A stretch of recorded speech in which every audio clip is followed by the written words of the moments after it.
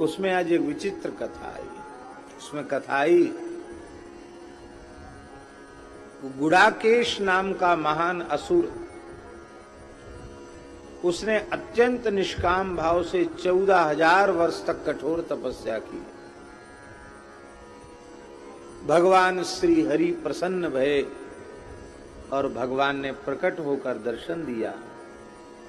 बोले, हे भक्तराज गुड़ाकेश, असुर कुल में उत्पन्न होकर भी तुम सर्वथा निष्पाप हो चुके हो। तुम मेरे,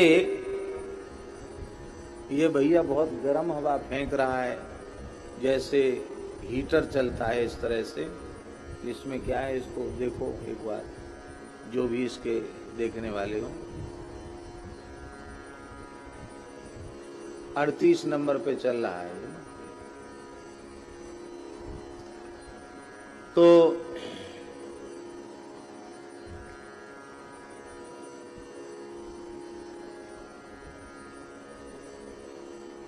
भगवान के अनुग्रह से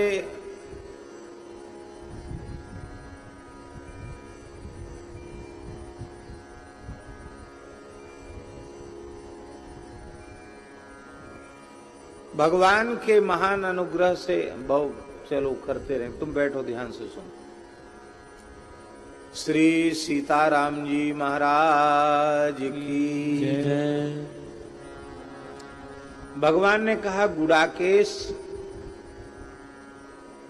तुम्हारी इच्छा क्या है, तुम्हारा मनोरथ क्या है?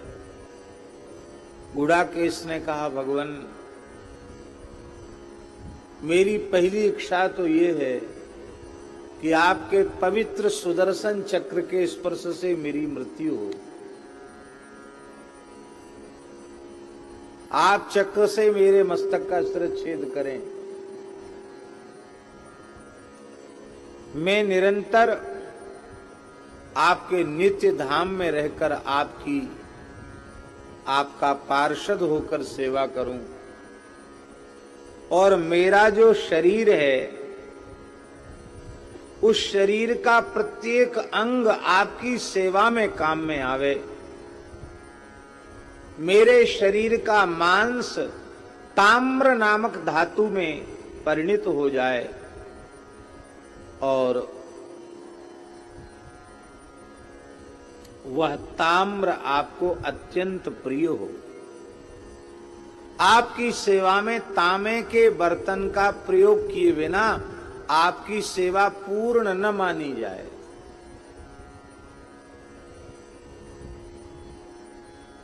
भगवान ने कहा, एवमस्तु। और भगवान ने इसी वैशाख शुक्ला द्वादशी को, जब गुड़ाकेश महासुर भगवान का ध्यान कर रहा था, अष्टाक्षर नारायण मूल मंत्र का जप कर रहा था, उसी समय भगवान मुस्कुराते हुए प्रकट हुए।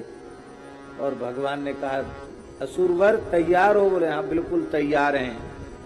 भगवान ने सुदर्शन चक्र छोड़ा। यह एक पहली ऐसी घटना है जहां भगवान मुस्कुरा कर चक्र छोड़ रहे हैं और असुर मुस्कुरा कर हाथ जोड़कर सिर झुकाकर चक्र को स्वीकार कर रहा है।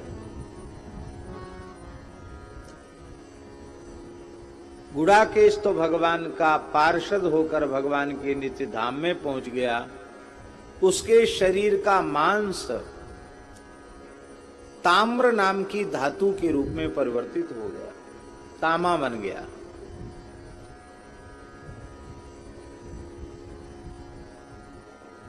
उसकी हड्डी चांदी बन गई, उसका रक्त स्वर्ण बन गया। इसलिए तामा, स्वर्ण, चांदी, ये सब उसी के शरीर से उत्पन्न होकर भगवान की सेवा के योग्य बने, पर उनमें तामा सबसे श्रेष्ठ माना गया। इसलिए आप लोगों ने देखा होगा, प्राचीन मंदिरों में भगवान को जिस पात्र में स्नान कराया जाता है वो तांबे का पात्र होता है। भगवान सरयू जी का जल, यमुना जी का, गंगा जी का जल जो भर के लाते हैं जल घरिया, तो वो तांबे के कलश में ही जल भर के लाते हैं। ताम्र पात्र इतना पवित्र होता है कि उसमें जल पहुंचते ही सामान्य जल भी गंगा जल के तुल्य हो जाता है। आज के दिन ताम्र पात्र के दान की भी बहुत बड़ी महिमा है, क्योंकि आज ही तांबे की उत्पत्ति हुई। अब तांबे में थोड़ा अमनिया, थोड़ा बढ़िया से करना पड़ता है, तो लोग तांबा आमा नहीं तो थोड़ा पैसा बढ़ा कि चांदी ही ठीक है। चांदी तो ठीक है, पर चांदी अंतर्धान बहुत जल्दी होती है। चमकती हुई चांदी किसी को भी अच्छी लगती है।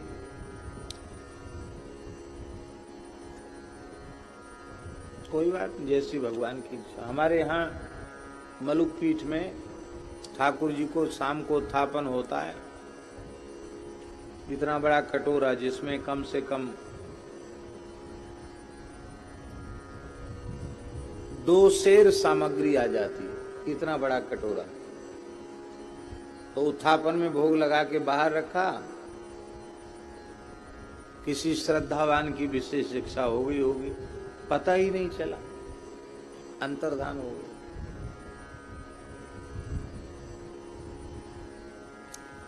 कांसे के पात्र मंगा के बड़े बड़े रखे हैं। हाँ, तांबे के पात्र में भोग लगाना वर्जित है। स्नान कराया जा सकता है तांबे के पात्र में, और सेवाएं भी की जा सकती हैं, पर उसमें नैवेद्य अर्पित करने का विधान नहीं है। तांबे को जूठा नहीं करना चाहिए, क्योंकि वह अत्यंत पवित्र है। तो आज हमने ये अच्छी बात पढ़ी, तो हमने सोचा आपको भी सुना दें, इसलिए मैंने सुना दिया। श्री वृंदावन बिहारी लाल की जय। इसलिए भैया, संध्योपासन के पात्र भी तांबे के हों तो बहुत अच्छा है, पर जिसमें आचमन आदि करके हाथ धोते हैं, जल गिराते हैं, वो तांबे का न हो तो अच्छा है, क्योंकि फिर हाथ जूठा हो जाता है और उच्छिष्ट उसमें गिरना, तांबे को जूठा करना वो निषिद्ध है। इसलिए वो दूसरा पात्र, हमने धर्म संघ वाले गुरुजी को देखा कि वो सामने वाला पात्र तो इतना बड़ा कटोरा रहता था उनके पास, स्टील का ही, पीतल का नहीं तो स्टील का। पीतल का चल सकता है, क्योंकि गुरुजी जल का प्रयोग बहुत ज्यादा करते थे। हाथ धोने में हम लोग जैसे कंजूसी नहीं कि 2 बूंद पानी से हाथ धो लिया, वो पूरा हाथ ही यहां तक धोते थे गुरुजी। तो पर्याप्त जल उनको संध्योपासन में लगता था। शौचाचार की बड़ी महिमा है। बोलो वृंदावन बिहारी लाल की जय। जय जय श्री राधे। हमने भगवत कृपा से कल केवल वर्णानाम अर्थ संघानाम रसानाम छंदसामपि मंगलानांच कर्तारौ वंदे वाणी विनायकौ, इसी की व्याख्या कल हमने की थी। और वर्णानाम अर्थ संघानाम रसानाम छंदसामपि मंगलानाम च कर्तारौ वंदे वाणी विनायकौ, इसमें 7 कांड की श्रीमद् रामायण की कथा विराजमान है। ये चर्चा भी कल हमने की थी। वर्णा नाम से बालकांड, अर्थ संघा नाम से अयोध्या कांड,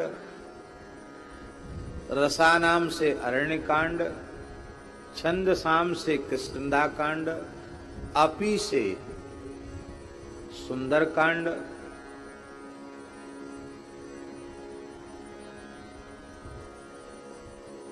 छंद साम अपी और मंगला नाम से युद्ध कांड, और करतारऊ से उत्तरकांड। तो इनको बढ़िया से समझाया था, हेतु गिनाए थे कि ये क्यों इस प्रकार से है। अब उसकी पुनः चर्चा करने की आवश्यकता नहीं है।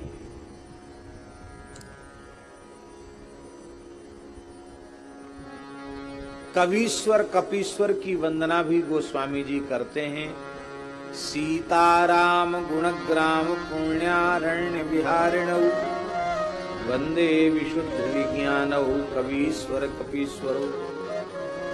भगवती पराम्बा जगत जननी श्री जानकी जी की वंदना करते हैं। उद्भव स्थिति संहार कारिणीं क्लेशहारिणीं सर्वश्रेयस्करीं सीतां नतोऽहं राम वल्लभाम्।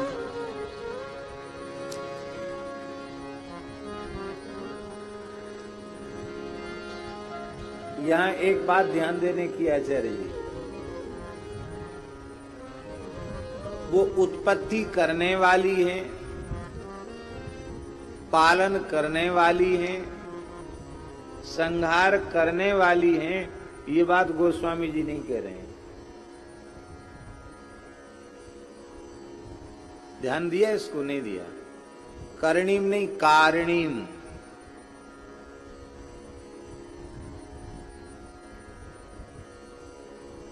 वो उत्पत्ति कराने वाली हैं, पालन कराने वाली हैं, संहार कराने वाली। उनको खुद को कुछ नहीं करना पड़ता, उनके इशारे से सब हो जाता। कौन है वे? बोले सीताम राम वल्लभाम। श्री राम जी की प्राण वल्लभा जगत जननी श्री सीता जी, उनके चरणों में हम प्रणाम करते हैं। सीता शब्द बहुत महत्व का है।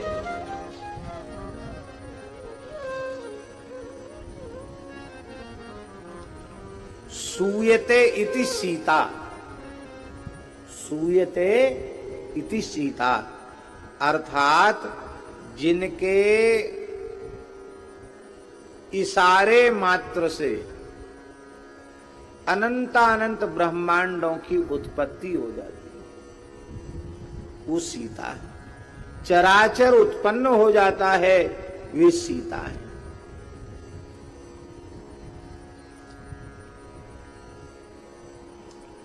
शूंग प्राणि प्रसवे, इस धातु से भी सीता शब्द की निष्पत्ति होती है। और सवतीति सीता अर्थात जो संपूर्ण ऐश्वर्यों से युक्त होकर के इस जगत की उत्पत्ति पालन संहार आदि की क्रियाएं सहज ही करवा देती हैं, वो सीता हैं। क्योंकि शु प्रसवैश्वर्यो, शु धातु इस अर्थ में है। अथवा स्यति इति सीता, स्यति माने संहरणं करोति, संहार करती है। शोन्तः कर्मणि, स्यति इति सीता अथवा अर्थात आश्रित जनों के अशेष क्लेशों का जो विनाश करती है, वो सीता है। अथवा भक्तों को सद्बुद्धि प्रदान करती है, वो सीता है। जनक सुता जग जननी जानकी, अतिशय प्रिय करुणा निधान की।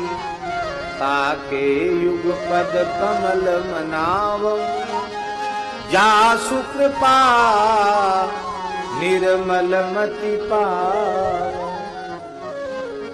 पवित्र बुद्धि प्रदान करती है। सिनोती सीता,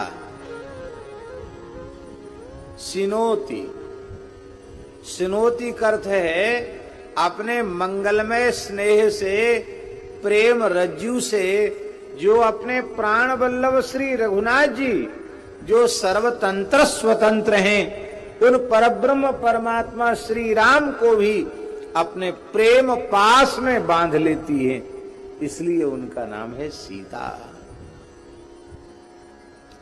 क्षीण बंधने सीता, ऐसी श्री सीता जी की वंदना करते हैं। पहले सीता जी की वंदना की, बाद में राम जी की वंदना। क्यों? बोले इसलिए कि नारदीय पुराण में लिखा है, आदौ सीता पदम पुण्यम परमानंददायकम पश्चात् श्री राम नामस्य अभ्यासं च प्रशस्यते।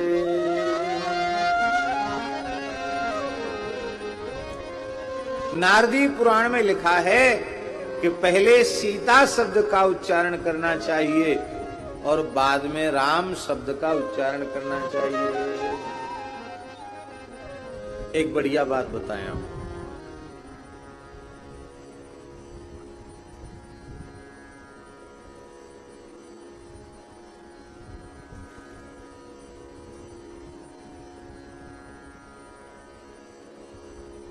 हनुमान जी हनुमान जी अशोक वाटिका गए तो श्री किशोरी जी ने पूछा कि सरकार की दिनचर्या क्या है, आप बताओ। तो श्री हनुमान जी ने कहा, वाल्मीकि रामायण की पंक्ति, सीतेति मधुरां वाणीं व्याहरन् प्रतिबुध्यते।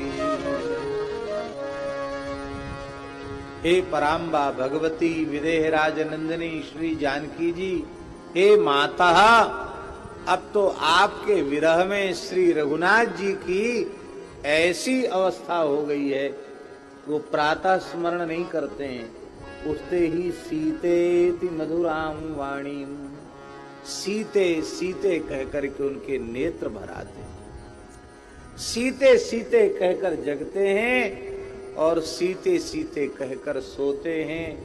खाते पीते उठते बैठते सोते चलते फिरते हर समय आपके नाम और आपके रूप का ही ध्यान करते हैं। ध्यान में ही बात, माने राम जी सीता सीता जपते, सीधी सीधी बात। और जब वहां से हनुमान जी लौट के राम जी के पास आए तो कहा, हनुमान जी मेरी प्राण वल्लभा विदेहराज नंदनी, जनक राज दुलारी, सुनैना प्राण प्यारी श्री सिया सुकुमारी कैसी, उनकी रहनी कैसी, उनकी चर्या कैसी, आप सबको पता है। बोले भगवान वो तो दिन रात राम राम जपते जपते रोती रहती है। नाम पाहु दिवस निस ध्यान तुम्हार, कपाट लोचन निज पद जंत्रित, जाहि प्राण के ही बार।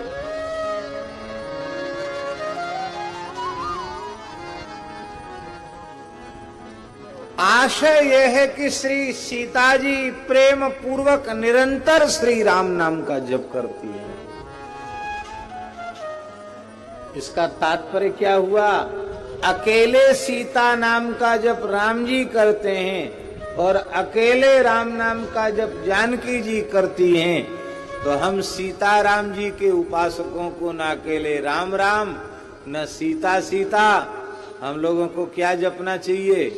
सीताराम जय सीता राम, सीता सीताराम सीताराम सीताराम जय सीताराम सीताराम जय सीताराम सीताराम जय सीताराम सीताराम जय सीताराम सीताराम जय सीताराम सीताराम जय सीताराम श्री सीताराम नाम महाराज की जय। महाराजाधिराज पतित पावन श्री सीताराम नाम महाराज की जय हो। अब एक कथा और सुना देते, साधु साई कथा। आप कहेंगे साधु साई माने क्या होता है? देखो, साधु साई भी कपोल कल्पित नहीं होती है। साधु साई जो कथाएं वो भी प्रमाण है। क्यों? क्योंकि गोस्वामी जी ने स्वयं कह दिया, इहां न पक्ष पात कछूरा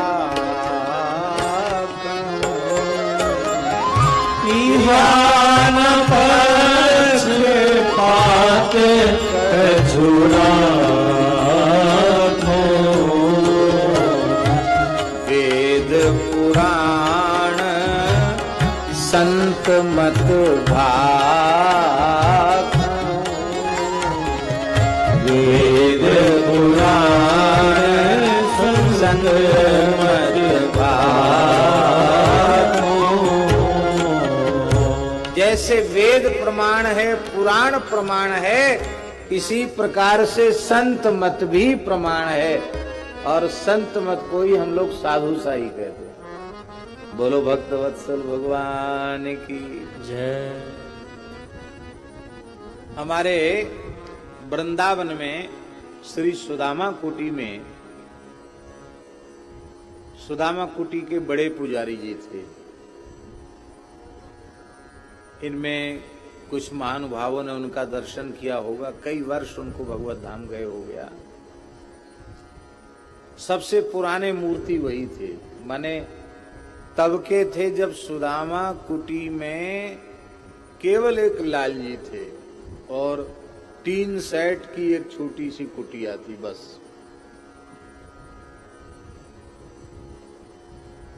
श्री स्वामी शंकरषण दास जी महाराज के शिष्य थे वो। स्वामी श्री शंकरषण दास जी महाराज हमारे रामानंद संप्रदाय में जो बिंदु तिलक है श्री स्वामी राम प्रसाद आचार्य जी महाराज का, उस परंपरा के वे सिद्ध पुरुष थे।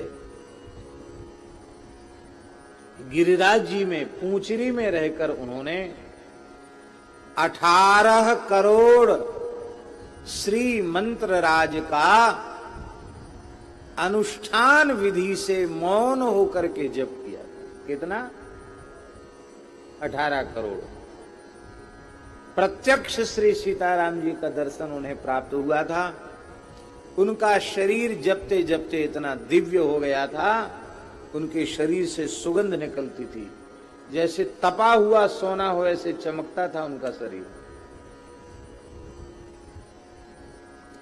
आपको सुनकर आश्चर्य होगा, ऐसे त्यागी तपस्वी महात्मा थे श्री शंकरषण दास जी महाराज।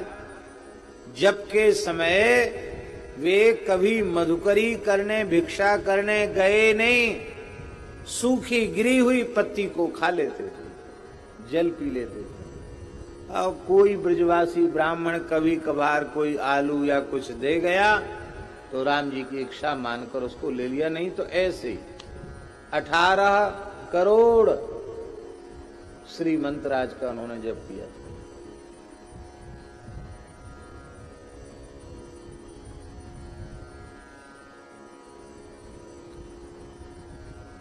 18 वर्ष तक तो लगातार ही वो पूंछरी में ही गिरिराज जी में ही रह गए, वहां से कहीं बाहर निकले ही नहीं।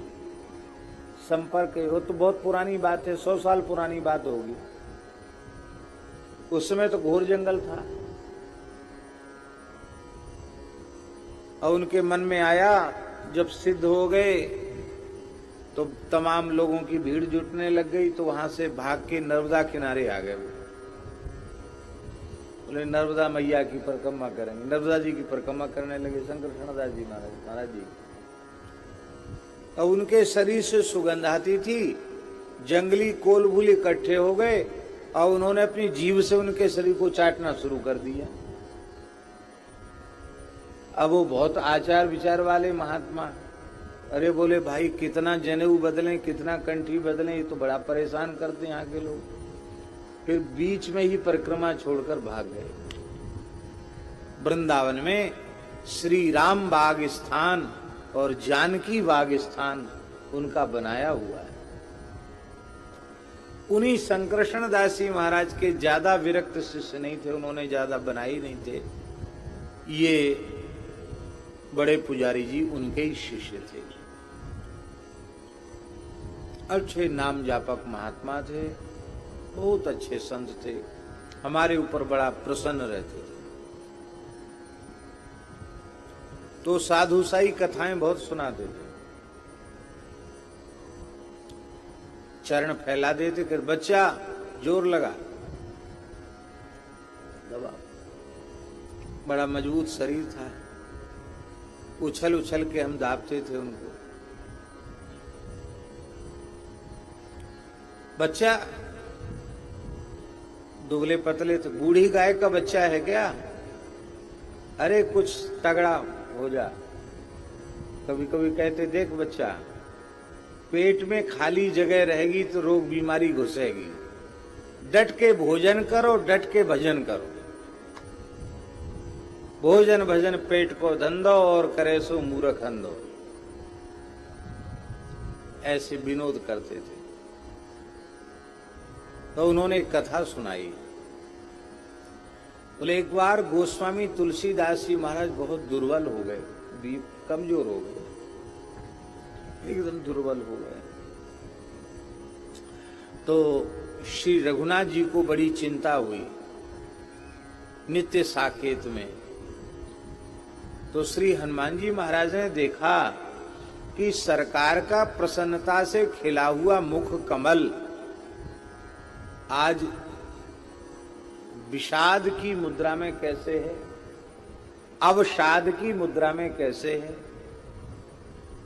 जय जय सरकार, आपके मुखारविंद को देखकर विषाद झलकता है, आप चिंतित दिखाई पड़ते हैं, यह हमको अच्छा नहीं लग रहा है। आपके विषाद का कारण क्या है? भगवान के नेत्र भर आए। बोले हनुमान जी क्या बतावें, हमारे प्राण प्यारे भक्त तुलसीदास जी इस समय पता नहीं कौन सी बीमारी लग गई है, वो कमजोर होते चले जा रहे हैं, एकदम दुर्बल हो गए। हनुमान जी बोले अभी खोज खबर लेते हैं। हनुमान जी तत्काल तुलसीदास जी के सामने प्रकट हुए। श्री राम जय जय राम। जैसे हनुमान जी ने बोला, गोस्वामी जी ने नेत्र खोले, साक्षात हनुमान जी सामने। जय हो प्रभु, दंडोत प्रणाम, बड़ी कृपा भई आपकी। आज तो आपको बुलाया भी नहीं और आप आ गए। बोले आज बुलाने की जरूरत नहीं पड़ी, आज रघुनाथ जी ने भेजा है आपकी खोज खबर लेने के लिए। आपका शरीर दुर्बल क्यों हो गया? भूख लगती है ना लगती है, नींद आती है ना आती है, और कोई कमजोरी नहीं।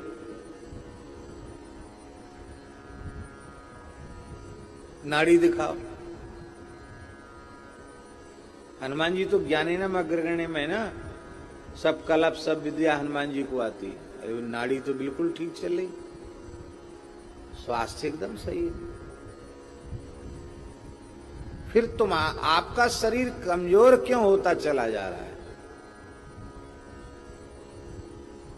बोले सरकार अब शरीर है, अब हम क्या समझें क्यों हो रहा है, आप जानो। हनुमान जी ने पूछा तुलसीदास जी आप करते क्या हो सो बताओ। अरे बोले महाराज और करेंगे क्या, राम राम करते हैं। अरे यही बात है, कमजोरी का कारण यही है कि तुम अकेले राम राम करते हो। क्योंकि अकेले राम नाम में क्या है, बंदऊ राम नाम रघुवर हेतु कृषानु भानु हिम कर को विधि हरिहर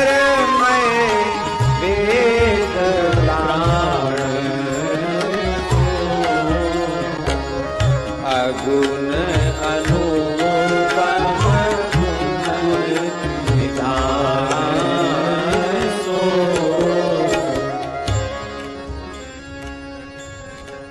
देखिए यद्यपि राम नाम में भी जानकी जी विराजमान है, क्योंकि अकारो जानकी प्रोक्ता।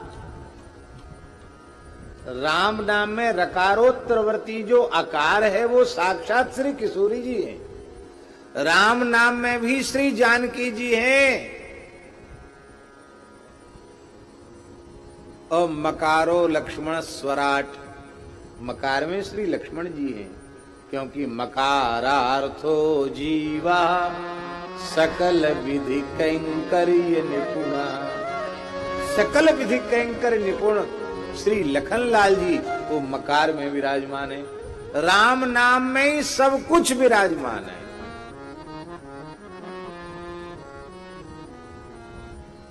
लेकिन भैया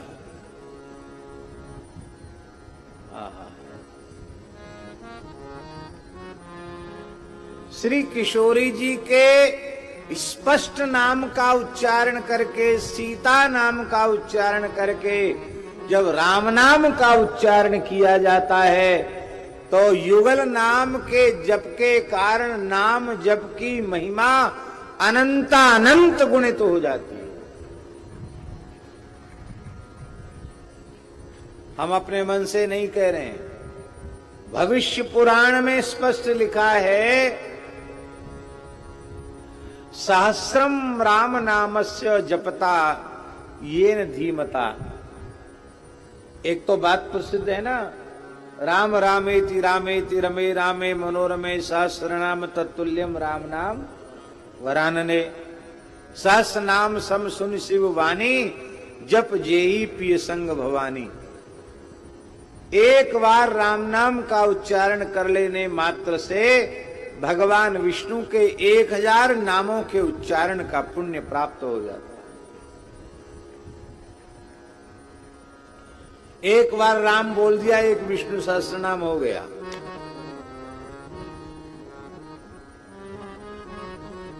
भविष्य पुराण में व्यास जी कह रहे हैं ब्रह्मचारी जी महाराज, भविष्य पुराण में ब्रह्मचारी जी, भविष्य पुराण में भगवान व्यास कह रहे हैं कि 1000 बार श्री राम नाम का जप करो और एक बार सीता शब्द का उच्चारण कर लो, तो सीता शब्द का उच्चारण करने मात्र से 1000 राम नाम का जप पूर्ण हो जाता है। इसलिए सीताराम सीताराम सीताराम सीताराम सीताराम सीताराम सीताराम सीताराम सीताराम सीताराम सीताराम सीताराम सीताराम सीताराम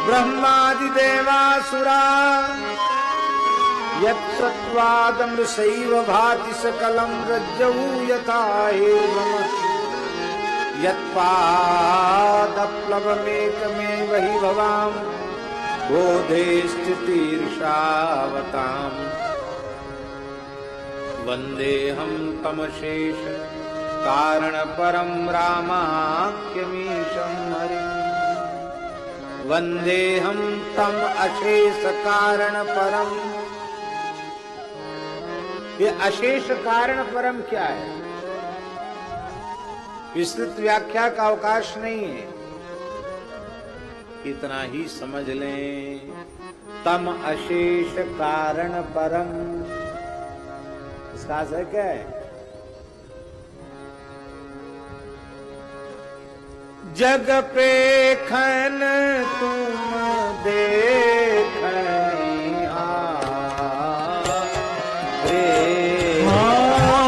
जग पेखन तुम देखनिहारे, विधि हरि शंभु न चावन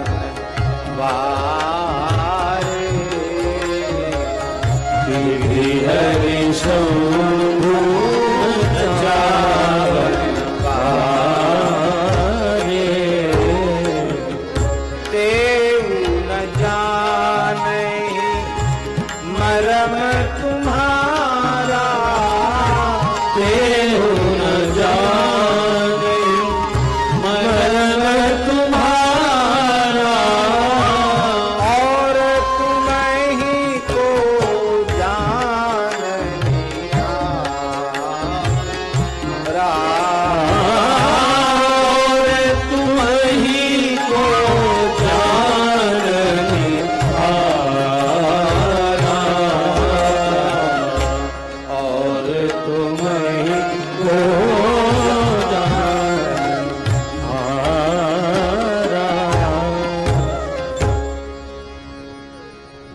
इसके बाद गणेश जी की, सूर्य नारायण की, विष्णु भगवान की, भगवती रमा की, उमा रमण की, सबकी वंदना करते हैं। और वंदना करने के बाद बंदौ गुरुपद कंज कृपा सिंधु नर रूप हरि महामोहतम पुण्य जासु बचन रवि कर निकर। इस दोहे में गुरु वंदना में गोस्वामी जी ने अपने गुरुदेव का स्मरण किया है, श्री गुरु नरहरियानंद जी महाराज। हमारे यहाँ शास्त्रों में लिखा है, मनु महाराज का वचन है, आत्म नाम गुरोर नाम नामातिकृपणस्य च श्रेयस कामो न गृहणीयात् ज्येष्ठापत्य कलत्रयो। मनु महाराज मनुस्मृति कहते हैं कि इतने नाम नहीं लेने चाहिए। कौन कौन? ध्यान से सुनो भैया सब लोग। आत्म नाम, अपना नाम लेके कभी बात नहीं करनी चाहिए। बहुत से लोगों का अभ्यास होता है अपना नाम लेके बात करने का, होता ना।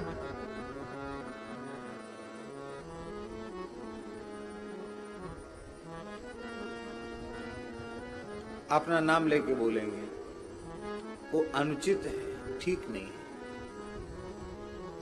अपने नाम का स्वयं उच्चारण नहीं करना चाहिए।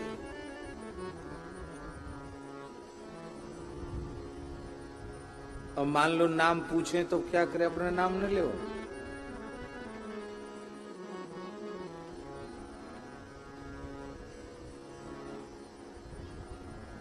हम पूछें, सामने सीता शरण जी बैठे हैं, किन तव नाम?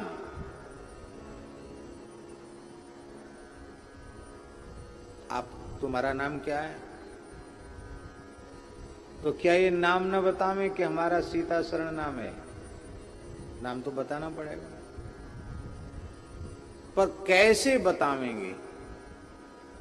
यदि ये शास्त्र की मर्यादा जानते होंगे तो ये उत्तर देंगे भगवन सीता शरण इति कथयन्ति माम जनाः। हम नहीं बोल रहे, लोग मुझसे सीता शरण बोलते हैं।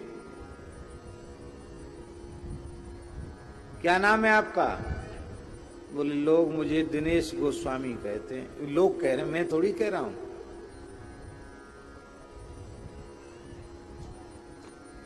एक करने से भाग्य नष्ट नहीं होता। अथवा कह दो पिताजी हमको मुख नाम से बोलते हैं। हमारे यहां साधुओं में भी नाम, हम अपना नाम ले रहे हैं ऐसा नहीं है। वेश भगवान का, श्री गुरु महाराज का दिया हुआ, आप सब संतों का दिया हुआ छोटा सा अमुक नाम, ये इसका मतलब है वो संत लोग इस नाम से हमको कहते हैं, हम अपना नाम नहीं ले रहे हैं।